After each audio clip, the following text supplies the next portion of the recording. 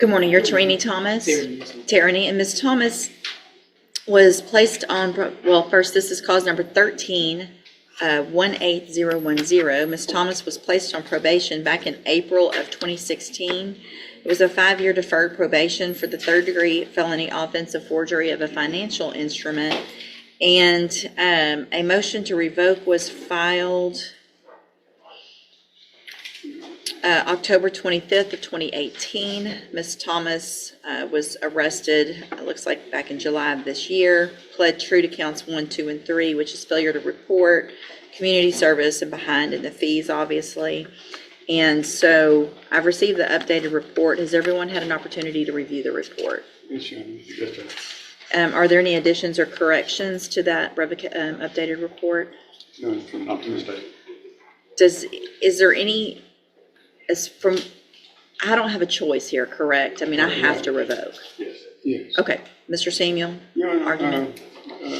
after visiting with Ms. Thomas, and I've known the family for a long time, this just snowballed out of fear.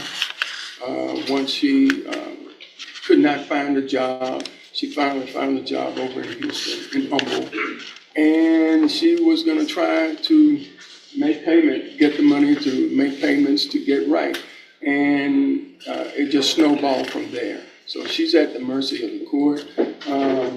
She takes full responsibility for what has happened. The only thing she would, one of the things that we discussed and she mentioned, she would like to make whole by taking care of the financial responsibility, in hopes that at least that would give the court an opportunity to consider the minimum sentence.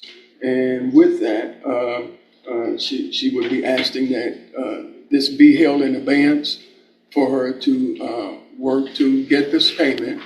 And she believes she can get that within 30 days and come back and ask for the minimum sentence. She absconded for 7 years. We understand. Yeah, I mean, I can't, there's that, I don't feel like that is an appropriate option to let her back out of jail to pay something that she had 7 years or more to pay. That's not going to happen. I respect the ask on that, but when you've absconded since 2018, for me to say, yeah, go back out for 30 days and think we'll see her again is not.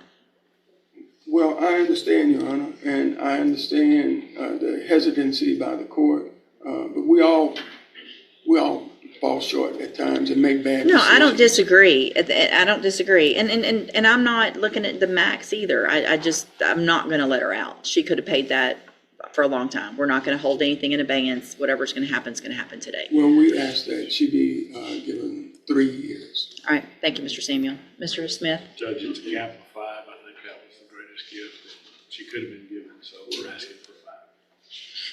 So, Ms. Thomas, the thing is, I mean, you have 0 criminal history. This is your only case, and such a great opportunity was given to you 12 years ago? No, 8. Anyway, long time. And you had all the opportunity to get this taken care of at any point in the last 8 years.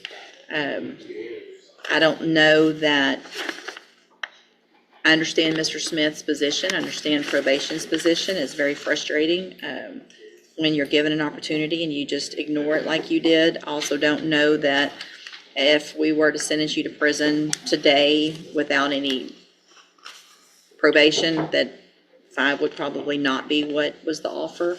But I get the position. I'm going to, at this time, find that you entered your pleas of true to counts 1, 2, and 3 freely and voluntarily. Find those counts true. Find sufficient evidence to find you guilty, and at this time, find you guilty of the third-degree felony offense of forgery of a financial instrument. I'm going to sentence you to a term of 3 years in the Institutional Division of the Texas Department of Corrections. You will receive credit on that sentence for any time that you've been in custody that the law gives you the right to receive. I'm going to hand you the trial court certification that shows that this was an agreement that I followed, and so you've waived your right to appeal. I have also handed you a written admonishment regarding your ineligibility to possess a firearm or ammunition. Because of the judgment entered against you, you're ineligible under Texas law to possess a firearm or ammunition. Possession of a firearm or ammunition could lead to charges against you. Firearm is a legal term, and you should read the written admonishment I provide you to see what devices qualify as a firearm. If you have questions about the laws that make you ineligible to possess a firearm or ammunition, or about how long that lasts, you can talk with Mr. Samuel. Good luck to you, ma'am. Thank you, and thank you for being here, ma'am. See, is there a Mr. Salinas here? Mr. Salinas? Mr. Hoffpower, have you spoken with him? I spoke with him 2 weeks ago. Okay. Without having, I've got the courthouse here. I'm sorry? I've got a video here for him to review with his client. Oh, okay. About discovery. Gotcha. Okay. I haven't spoken with him. Can y'all check on him? Thanks. Let's see, Ms. Holmes, you've got Robert Davis. It's a competency.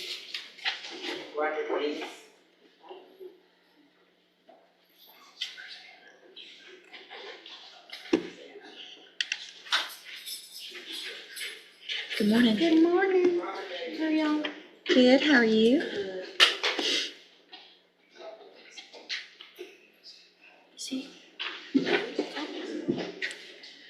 No.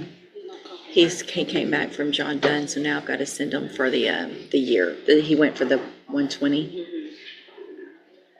I think that's what this is. Yeah. Got to.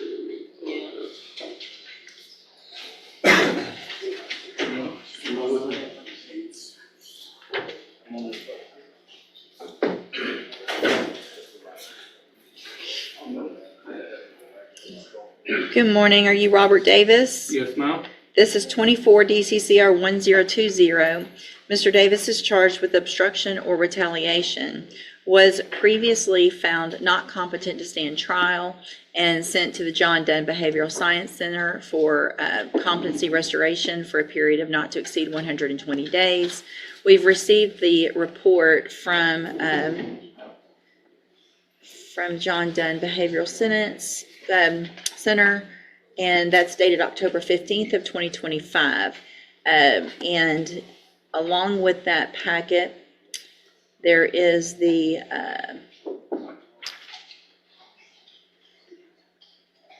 chronology and what was done there with regard to competency restoration attempts. The finding by Madeline Gabe, Dr. Madeline Gabe, is that he is currently not competent to stand trial, and an extended civil outpatient commitment is being recommended. In addition to that, we received a report of competency to stand trial evaluation, and that was issued by the examiner, was Dr. Cassandra Hayes. It is also her opinion that Mr. Davis is not competent to stand trial, and that further treatment for competency restoration under a civil commitment would be appropriate. And we also received a physician certificate of medical examination for mental illness from Dr. Stocks.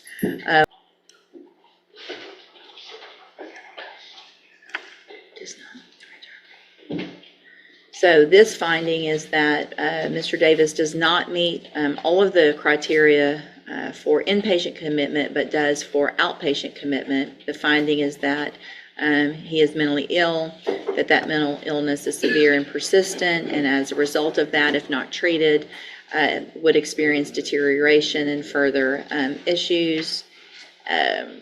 That's dated October 15th of 2025. There is a second physician certificate of medical examination for mental illness from Dr. Gabe. Her finding is the same in that the recommendation is for outpatient commitment, and the same finding of mental illness being severe and persistent, and that as a result of that, if not treated, would experience deterioration of the ability to function independently. Other than that we've received, is there any other evidence with regard to competency? No, Your Honor. And so obviously for the record, we do not have here in Jefferson County an outpatient competency restoration program.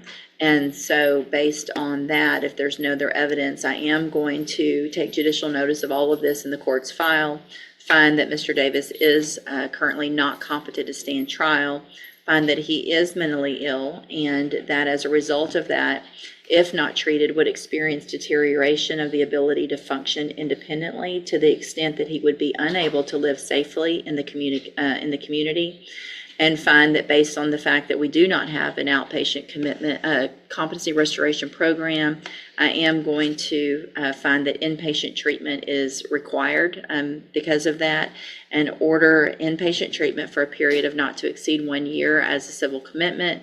Obviously, if we receive notification that competency has been achieved before then, we'll get Mr. Davis back here immediately and go forward with his case at that time. All right, you can go back with the bailiff. See Tracy Davis, Ms. Holmes.